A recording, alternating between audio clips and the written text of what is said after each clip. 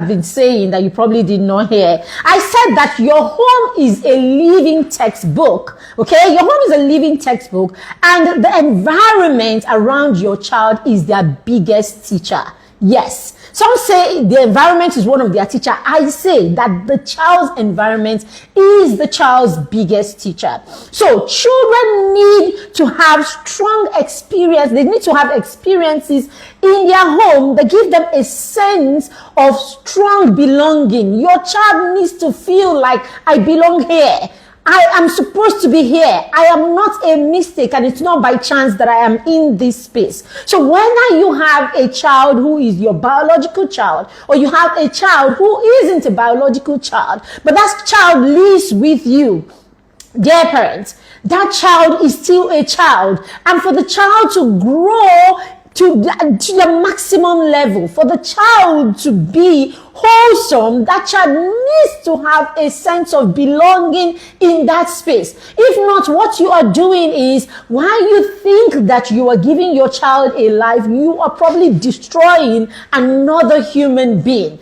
Every child needs to have a sense of belonging, a strong sense of, I am meant to be here, I am safe here. So they need a sense of belonging, they need a sense of safety. The child needs to feel safe, and they need a sense of stability in whatever environment they call home, or whatever is meant to be a safe place for them. All right, that is how we raise children who are wholesome. That is how you're able to raise children who are balanced, who are wholesome, right?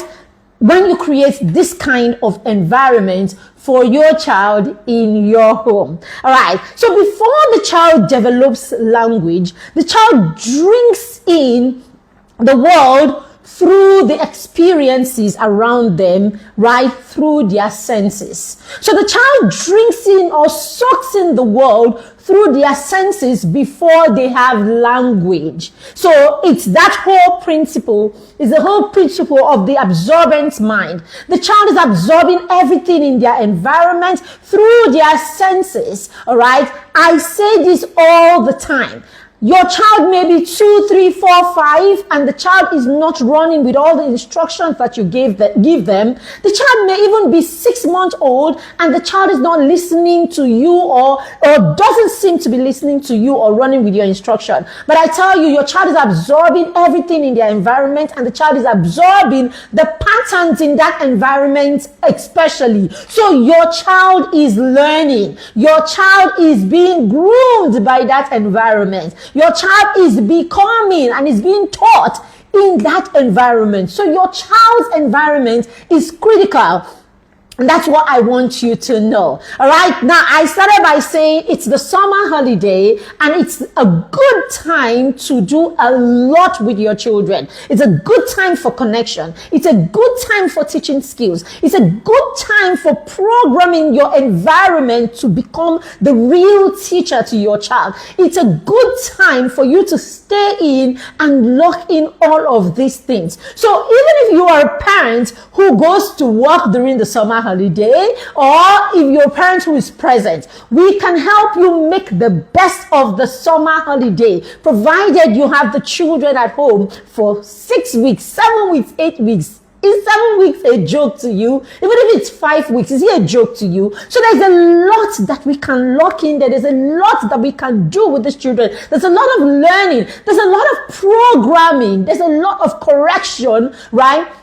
On learning and learning, relearning that can happen in the summer holiday. So I want you to make up your mind today that you're going to maximize this summer holiday, and you're going to suck a lot out of it, okay? And as I said at the beginning, I've got you. We have all that you need to help you stay engaged, connected, and make the best of your summer holiday with your child. But today we are looking at how we can create our environment that can help our children learn in our home. How we can create our home environment such that we can make our home a learning ground for our children. All right. So today we're going to be looking at 3 dimensions of your child's environment. 3 dimensions, 3 critical dimensions, or 3 strategical things that make up your child's that make up your child's environment. Number one is the primary caregiver. Who is that, dear parents? You are your child's primary caregiver. So what I am saying in retrospect is that you are your child's environment. Yes, you are one of the biggest teachers that is teaching your child. You are the child's environment.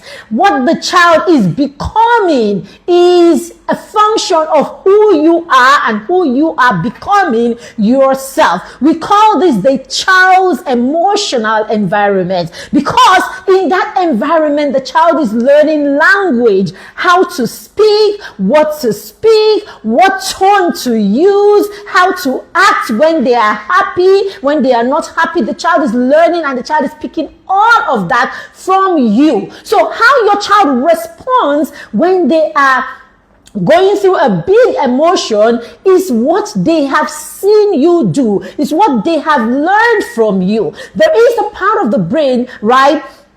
There's a part of the brain that the child that is responsible for all of this, the prefrontal cortex. I'm sure you've heard that many times. It's not fully developed. And you know something, the brain is a relational organ. So basically, as we interact, as the child interacts, the child's relation to you as per their brain development is what the child is seeing you do. So if you're a parent who is calm in the midst of storm, you will raise a child who learns to be calm. If you're a parent that's always reactive, you will raise a child who is always reactive, because the child is learning how to act. The child's brain is developing based on the interaction and the relation that the child has with you. How are you showing the child how to regulate? The child will learn emotional regulation. The child will learn language, how to speak, what tone to speak in. You know, all of that the child is going to learn from you. So you are forming a huge part of the child's emotional environment. The tone that you use. What are the influences in your primary environment, the child's primary environment? Those influences could include you, the father, could include the mother, could include the siblings, could include the adults that you give access to your children. And yes, newsflash, those influences can also include the gadgets, the phones, the TV, the programs, the music. All of these things are forming your child's emotional environment. All of these things are forming the environment that is forming who your child is becoming. And in this class and in subsequent classes, we will be talking about how you can set up this emotional environment during this holiday to make your child learn rather than for it to take away from your child. Very critical. The next one, very, very important also, is the child's physical environment. Okay? Now, this is their sensorial environment or sensory environment. Remember, I said that the child is soaking up everything in their environment. So, everything in your physical space, the child is soaking up, especially for younger children, right? For children between 0 and 6, it is most active during the first 3 years, okay? And then, of course, it's still really very active up to age 6. Now, everything the child can feel, everything the child can see, everything that the child can taste,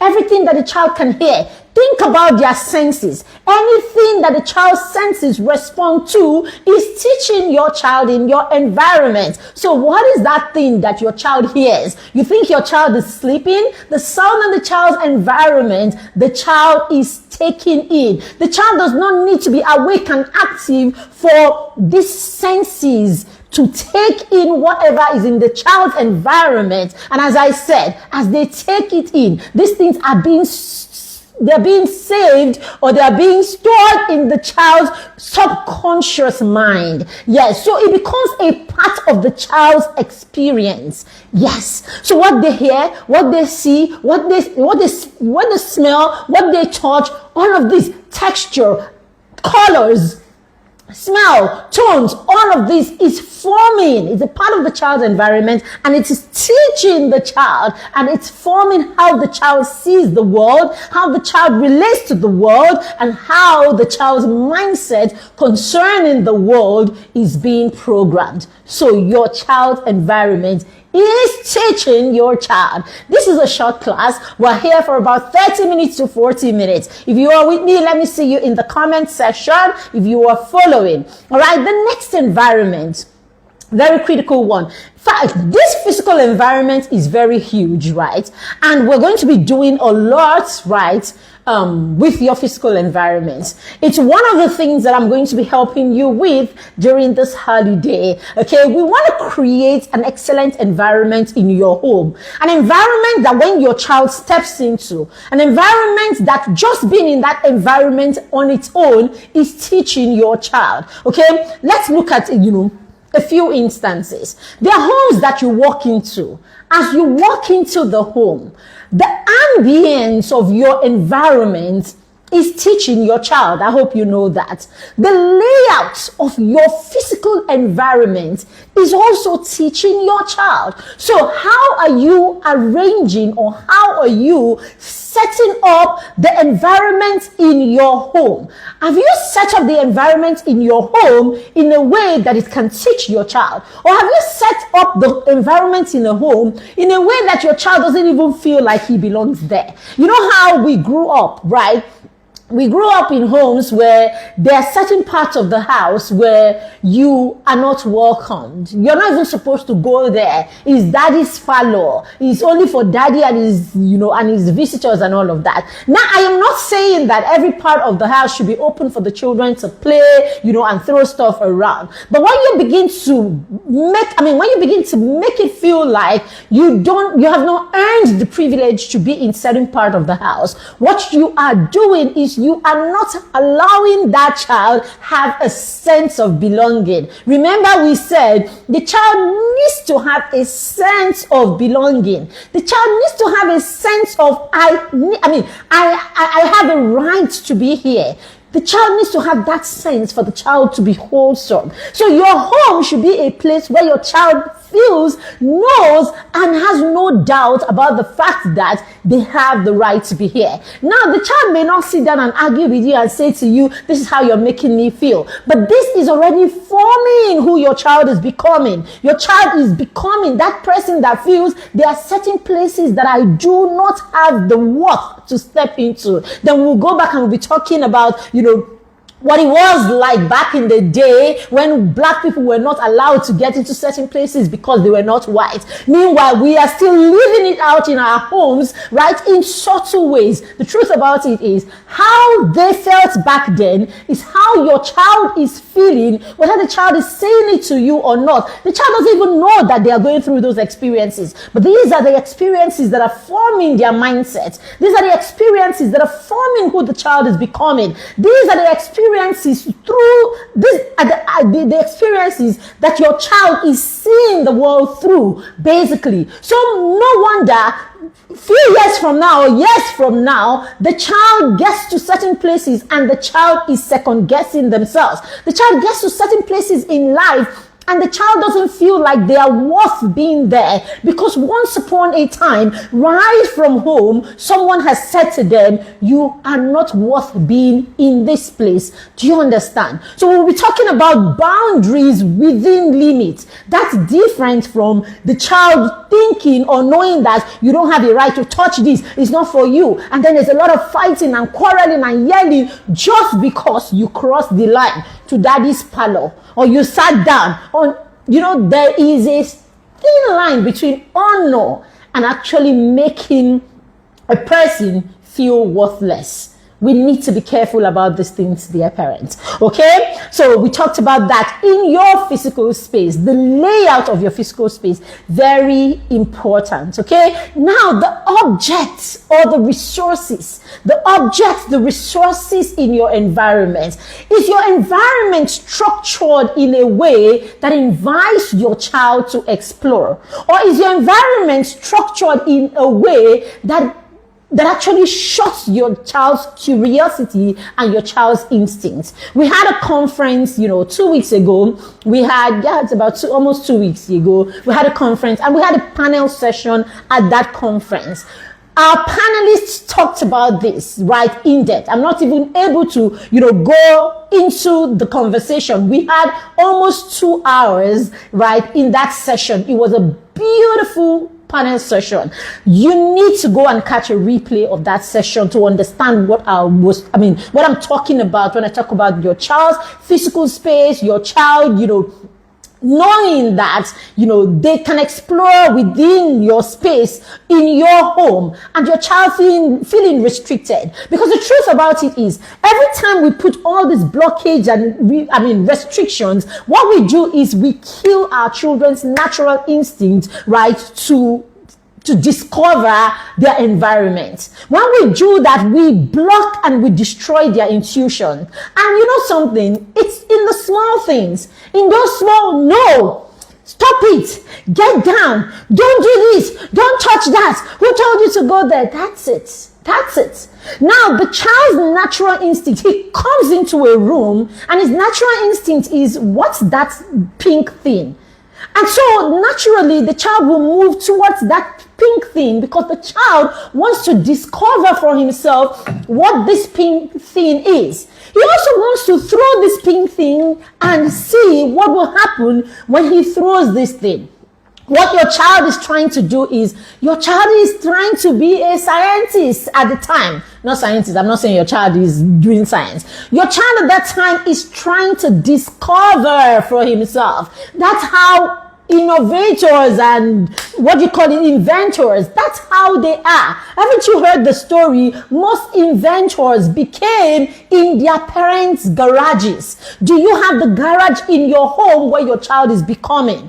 Do you have the place in your home where your child is free to explore, where your child is free to understand the world around him, where your child's natural instinct is not shut down, your child's natural instinct to explore and to discover things around them is not being stifled because you need the aesthetics in your home to be correct. We want to come correct all the time. So you have toddlers, for crying out loud, 2-year-olds, 3-year-olds, 1-year-old in your house, and all your all the decorative things in your home are glass and things that are not even safe in the first place. Remember, at the beginning of the session, we said the home needs to be a place where the child feels safe. Not one that the child is walking as if there are eggshells all around the ground, because that's what some of us turn our homes to. We are so concerned about how pretty and how gorgeous our homes are, right? How we want people to see our home. After all, we came from somewhere where we didn't have all of that. And so all of a sudden we have all of that, and no child is going to come and make me look dirty or going to come and make me look like I don't have it together. So our children become the casualty. Our children become the casualties. They are the ones that cannot be free because we want to have a home that looks a certain way to the people who come around. Now, these are the issues. So what do we do as parents? You need to recognize the season of your life. You need to recognize where your children are at. You need to recognize what it is that you are dealing with per time. And so make sure that your home does not become the first place where your child feels rejected. Your home does not become the first place where your child is stifled. Your home does not become the first place where your child feels that you are not worth being in certain areas, and all of that. Very important. Our physical space. In that physical space, is there a place where your child knows that you see this place? This is your space. Do as you, have you created a space that allows for your child to explore? Yes, your child cannot throw things around in the living room, and all of that. The child needs to know, you see, in this space, we don't throw things around. In this space, this is where we relax, we do this, we do that, as opposed to you can't be in this space at all. Do you understand? That's the difference. This is the space where I don't do this, Daddy doesn't do this, we all don't do this. So in this space, this is how we, and then there is that other space where you can now explore. Have you created, are you intentional about that space? I remember one time, where I used to live, I had gone through a class, right? I was in a session like this, right? It was a session, I think it was with Coach Wendy, and she had talked about, space, and all of that. That day, as part of my action plan that day, the guest room in our house stopped being a guest room. We collapsed, as in guest room shut. We turned it into a resource room. By the weekend, I was everywhere. I bought a stand. I bought all kinds of painting materials, acrylics, and all of that. We started gathering styrophones that we used to create science stuff. That room became the space where the children can go in at any time and do their thing. That room became a place where we spent most of our time on Saturdays creating kites, building manipulatives for science, videos, and all of that. Everything the children learned at school, we will come and we try to recreate. See, if you are a parent of a toddler, you have children that are between 0 and 6, dear parents, I want you to say, I have time for my children. I tell people every time, if there is one thing that I know that I did, right, that I have no guilt around, about in my parenting, is that I had time for my children when they were toddlers. So now, people look at me and they're like, how is it possible that, you don't have to struggle with, all of certain things? We have our struggles, though. We still have our struggles. This parenting thing is a work in progress. But there are certain things that I don't struggle with. There are certain things that they're non-issues at all. But I know that it's because of the work that we did at the time. So there are certain things that needs to be done in this first 6 years of your children's life. There are certain things that need to be put in place in the first 3 years, first 6 years, first 10 years of your children's life. That if you are able to push in and you are able to do right now, I'm telling you, you will just glide through their teenage years. So you see all of these issues. Thank you very much, for writing that. You see all of these issues that the average teenage parent has, you will not have them. It is not luck. When I hear parents say, oh, you're just lucky, I look at them and I say, I'm not lucky, nothing. We put in the work. And that's the thing about parenting. If you're able to put in the work and be consistent, forget all these things that you hear people say, pikiwe go spoil, not be true. That's the truth, not be true. Sometimes we have good intentions and we try to do the right thing. But because we are not as present as we should be, and we do not have the right knowledge, or we do not have the right knowledge, or we were not consistent about the things that we had to do, we end up not getting the results that we expect. And then we say, oh, I did my best, it just didn't work out. You did your best, but you didn't do everything that there was to do. Because to even say you did everything that there was to do is a little extra. Even with what we did, I couldn't say I did everything, but we did a lot. And the defining moment, or the difference, right, as in the real defining moment, is when you are doing it with the right knowledge, with the right support system. That is why, as a parent, it's important that you get yourself into a system, right, a system of parenting where you can be learning. Who said that parenting is not a learned skill? I say this all the time. If you can learn how to rear dogs, you can learn how to rear fish, you can learn how to rear chicken. How do people now come and tell us that we shouldn't learn how to raise children? I mean, you are raising a whole human being that will come and create negative or positive impact in a society, and we want to claim that you can do it or you can wing it however you feel. Parenting is not one of those things that you hear people say, do what works for you. How about if that works for you doesn't work for your child? Your child is not your property. So you cannot do what works for you with that child. You're going to do what works for the person that the child he is. Because what you do for child A may not even work for child B, because each of them is different. That's where the concept of black sheep of a family came. There are no black sheep. You just use the one template for all your children, and there is that child that is not like this other one or like those other ones, and so you will not hit the same mark because the child is different, but you were too consumed in being a perfect parent. You couldn't see that your child should be the teacher of you. The child should teach you how to parent them, because it's who the child is that will decide how you parent the child.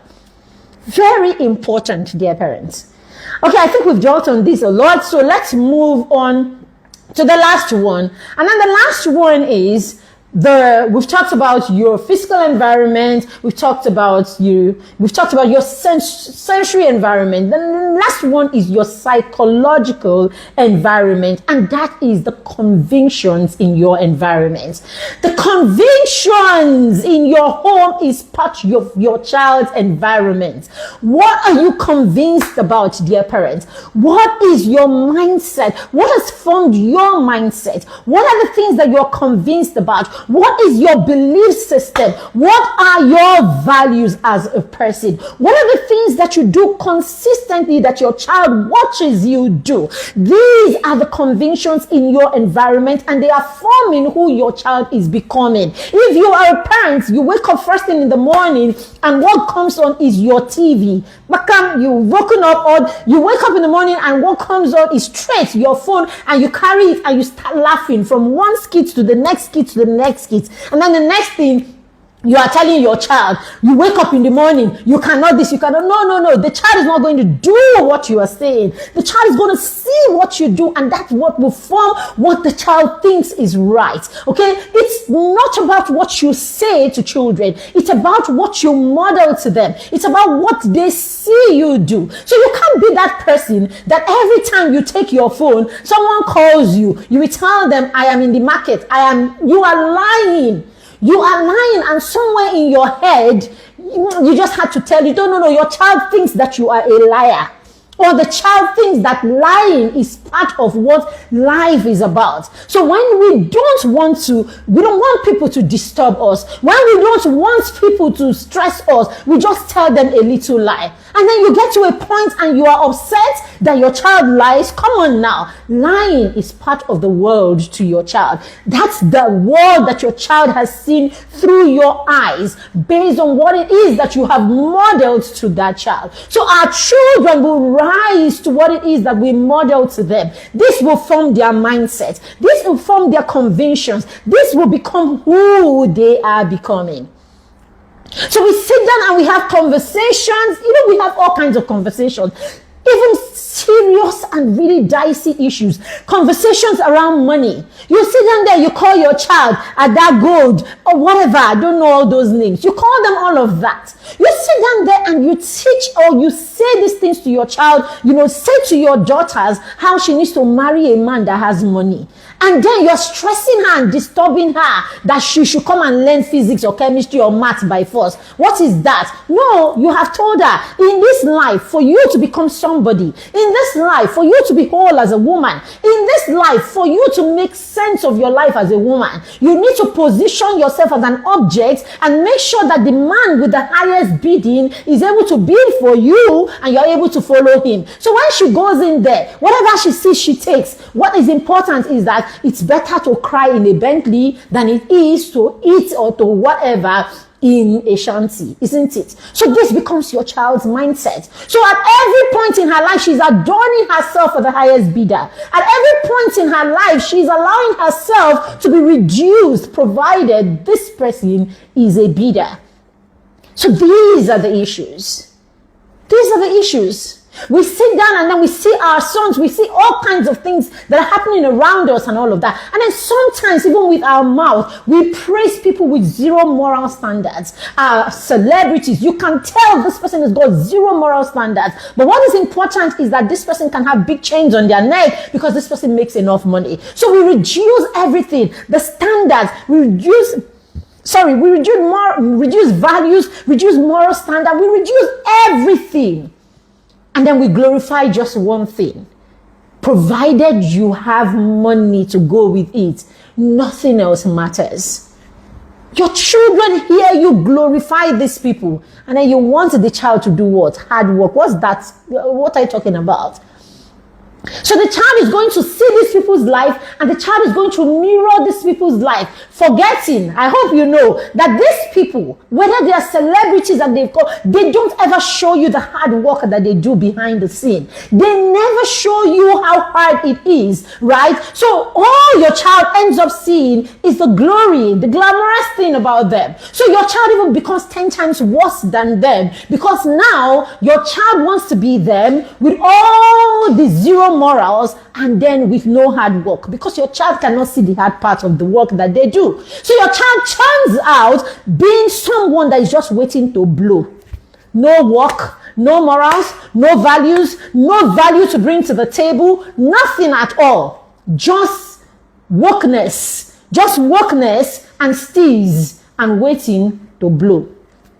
So this is how we're raising children who are lost. And then we will sit down in gatherings and have conversations about children of this world. The children of this world, very terrible. I always ask the question, who is raising these terrible people? Did they raise themselves?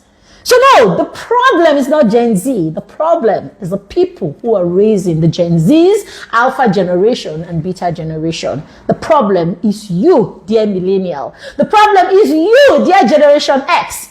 The problem is you, Gen Z, that has been raised badly, that is now raising another child. Sometimes I wonder if these children will survive themselves. Parents, it is huge. Right, so this is it. The child's psychological environment is what the child sees, is what you believe in, it's what you're convinced about, right? The things you're convinced about will become the things your children are convinced about. In fact, there are things that you're convinced about that you do not intentionally pass down to your children as a legacy. And so your children will not even know that you're convinced about these things. And so you are living your life, they are living their life. That is why you will see a full trader who has built a business and has a whole business empire. But because his children are jabotas, they are chilling at home, they are spending the money, they're wearing all the designers, and they are carrying all the latest iPhones, yet they know nothing, not even the basics, about their parents' business or their father's business. And so it is Chinedu, or it's somebody's child somewhere that has worked with you, that has done boy with you. From there, he has worked with you for all of this. He is the one that understands your business. And then you wonder when you are not there, or when you are retired, or when you die. None of us is going to leave this world alive, isn't it? You wonder what happens to that business. They will sell it in 2 years. They will sell it in 2 years, or they will run it to the ground, because, have you forgotten? They were ajabotas. Ajabotas don't do nothing. So dear parents, these are the issues. What is the environment you are creating in your home that will make sure that your child is learning in that home starting this summer? That's what we're talking about today. All right, so quickly, in the next 5 minutes or so, let's look at how to create a physical space in your home that can incorporate the emotional environment, sensory environment, and psychological environment, so that we can begin to build on this now. We have a challenge that is coming up. That challenge, you're going to take that challenge alone. I'm going to give you the full challenge. It's a 7 days challenge.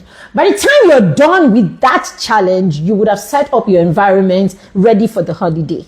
So whether your child is 2, 5, 8, 10, or 12, I deal with children between 0 and 12, 0 and 10, but your 12-year-old can still benefit from what we do. I want to help you set your environment this holiday such that every moment in your home, while your children are having fun, are learning moments for you. So we want to help you set up your environment this holiday. The holiday is not here yet. So because we know that planning is very key, so we want to plan early for the holiday. Okay? So that's why we're talking about this right now. So by the next 1-2 weeks, you're already setting up that environment, or you have everything that you need to set up the environment. So when the time comes, boom, you have it in place before the children get off, for the holiday.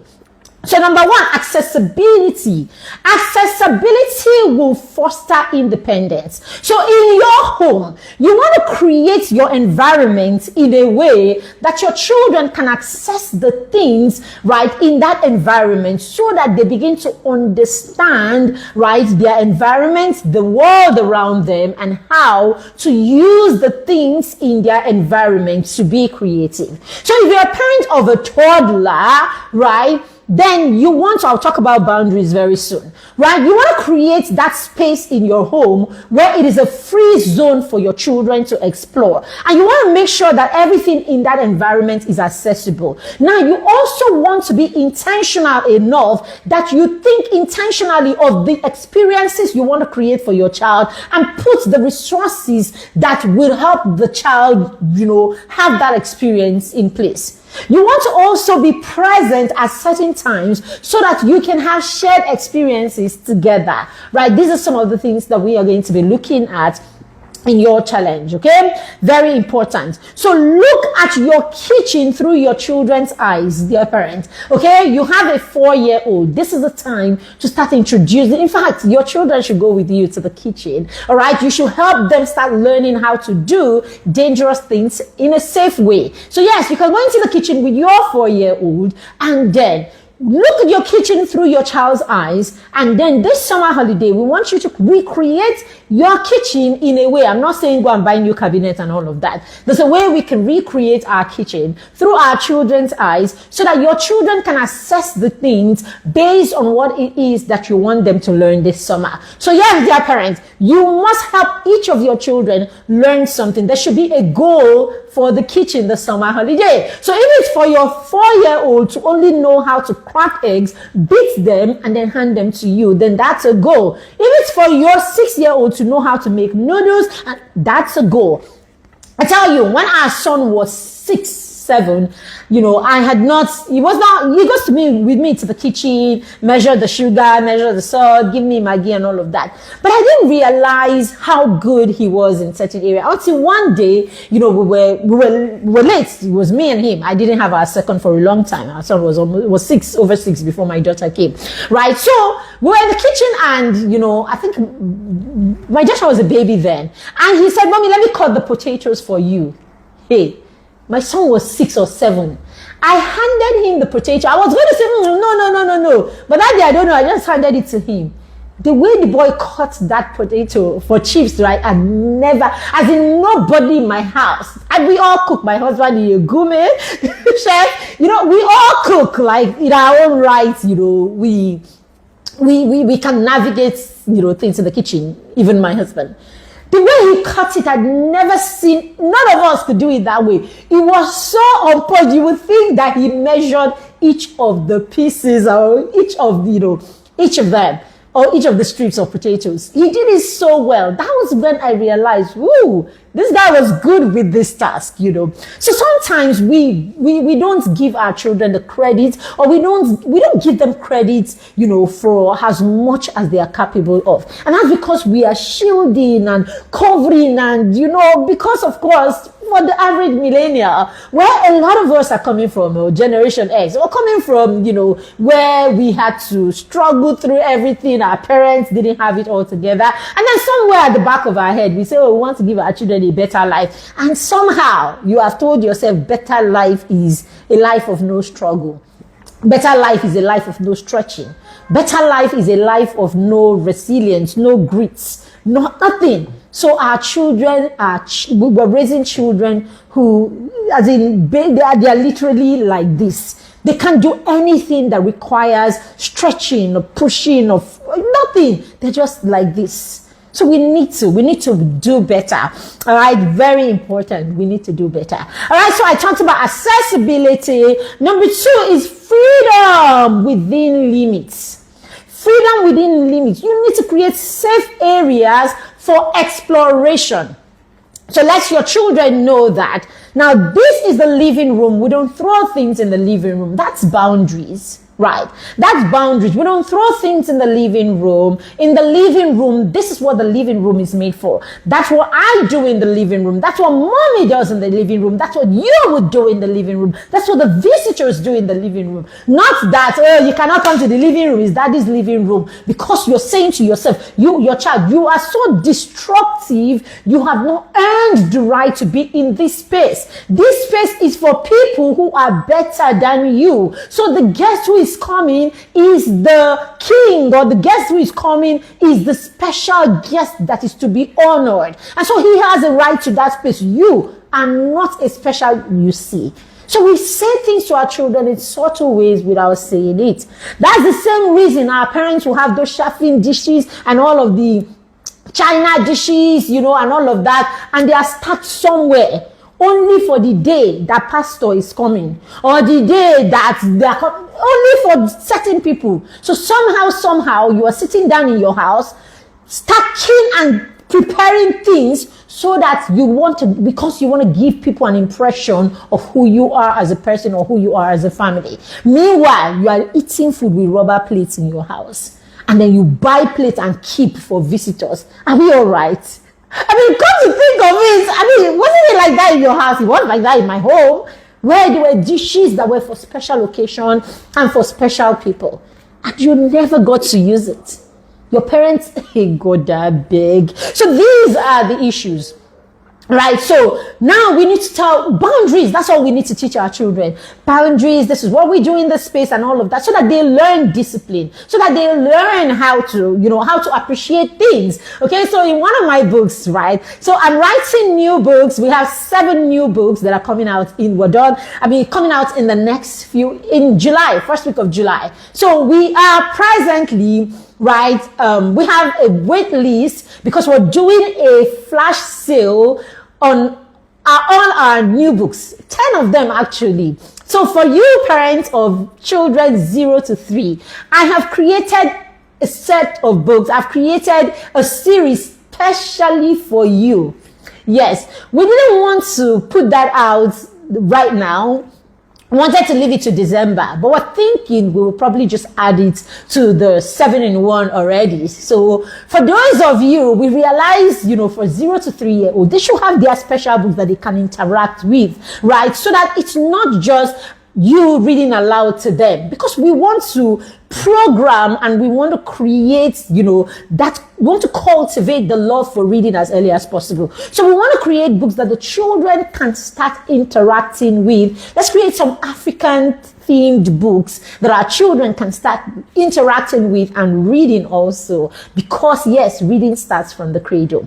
All right, so yes, so we can get all of our new books at a whooping 40% discount during the flash sale. The flash sale is on the 29th of June, yes, but you need to get into the wait list so that you do not miss it, because that flash sale is only for 24 hours, right? So you don't want to miss the day because you did not know, you forgot. So just go and chill in that group. At the end of the session, or the team will put the link in the comment section. Just click on that link and join the flash sale so that you do not miss the opportunity, yes, to get the books at a 40%, whooping 40% discount. Good thing is, shortly after that flash sale, the books will be available. So you can get your books in the next 1 week or 2 weeks after the flash sale. So yes, get in there and be a part of it. They are such amazing books. So in one of the books, what was I talking about? I remember the book. In one of the books is about financial knowledge, right? Foundational. We want to teach. So my books are all age appropriate.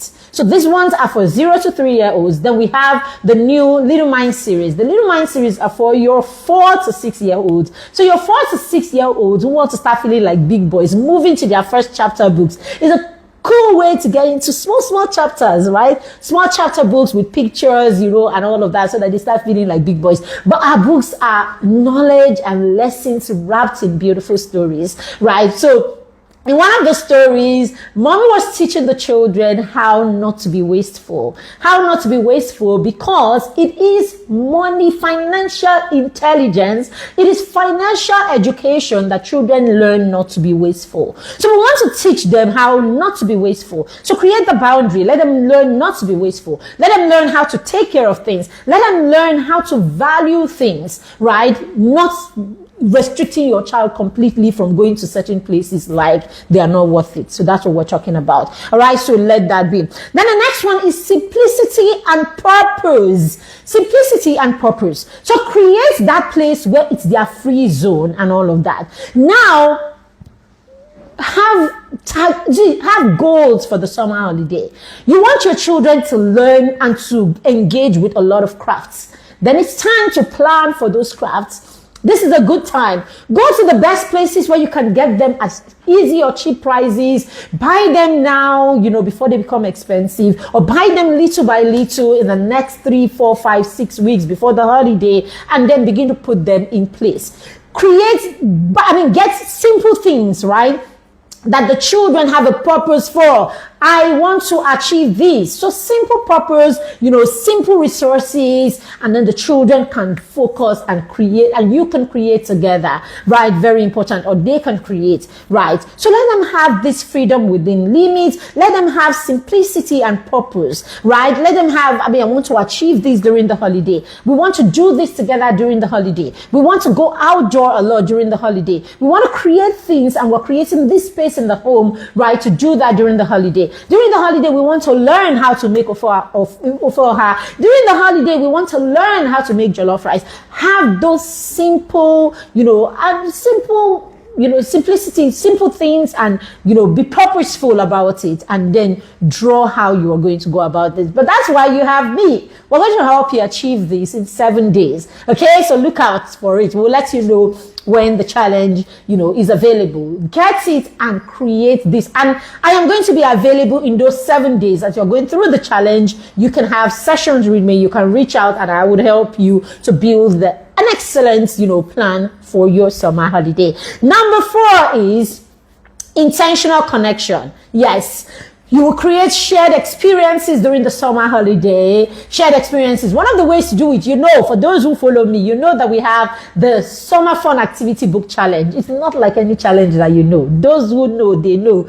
Our challenge is not like any challenge that you know. Our challenge is such that you will have fun together with your children. We are dressing, we are outdoor, we're inside, we're creating, we're making all of it right where we are reading books. Amazing, beautiful challenge. So have shared experiences like that. And of course, that brings me to number 5. And I said, be a part of something that is bigger than you. Be a part of something that is bigger than, just the two of you. So be a part of a challenge, be a part of a project, create a project together, do a project together from the beginning to the end. So we had our Purpose Builders Challenge recently, and one of the kids in that challenge decided to make teddy bears, right? So he went from the beginning.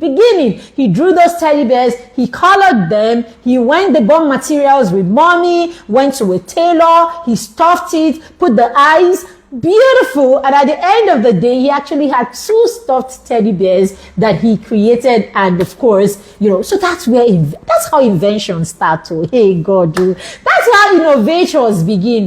When you can create something from the beginning to the end, when you know that you can start something and stick in there through to the end. The other kids are going to complete their project in the coming days. I'm going to be sharing them in our group. Our mastermind kids, and other kids who joined the challenge, they're going to be creating and finishing up their project. We will share them with you to tell you that these children can do anything. If you believe in them, you support them, and you help them push their mind to these things. So yes, introduce them, have intentional connections through the things you do together, build together, then have something, be a part of something that is bigger. You guys, you can read a book together. You can decide this summer we're going to read 2 books together, and we're going to read for 20 minutes or 30 minutes every evening, shared reading, and we'll have conversations, afterwards. In the Summer Fun Activity, we incorporate all of these things, right, in the activity. We have dress up. It's just a beautiful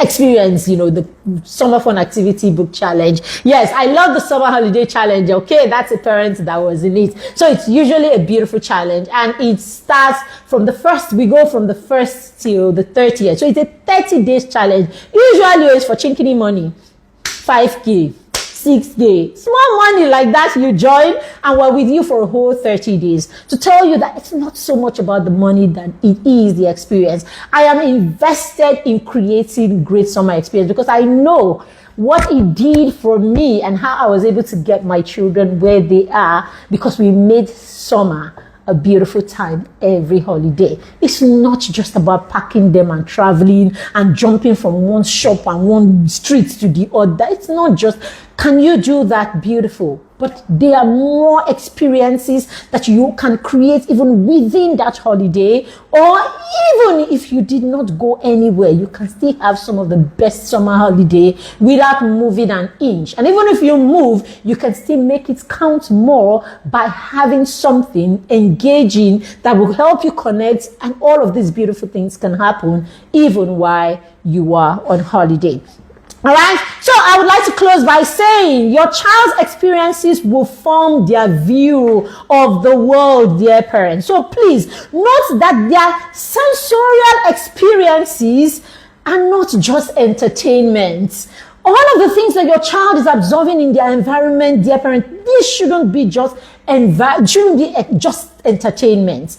It is what is building or forming the building blocks of your child's intellectual capacity and your child's competencies. So stop allowing children waste their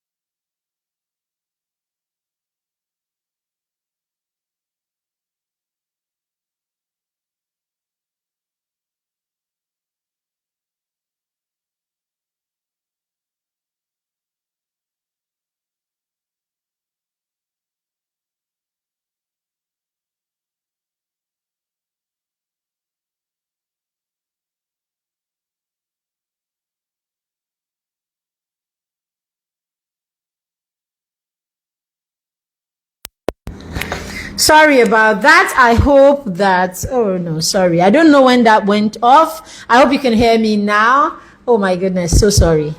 Okay, my mic was turning itself off, or maybe I touched it mistakenly. All right, so I don't know where we stopped, but basically, thank you for joining me today. I know that you learned something from here. All right, so get ready for summer. We are getting ready for summer. And yes, flash sale, you want to get in there, okay, with the link that will be shared with you. It's in our bio also. Check in the comment section, or just simply write flash sale and we will send you a link. Do you have copies of our books? We have 12 amazing books already. So that's one of my book, Wisdom Stories for Champions. You can get this for your children 7 and above. We have Destined for Greatness. You can get all our books on Amazon. They are all physical copies, and so you can also reach out. We have distributors all around Nigeria. We have distributors in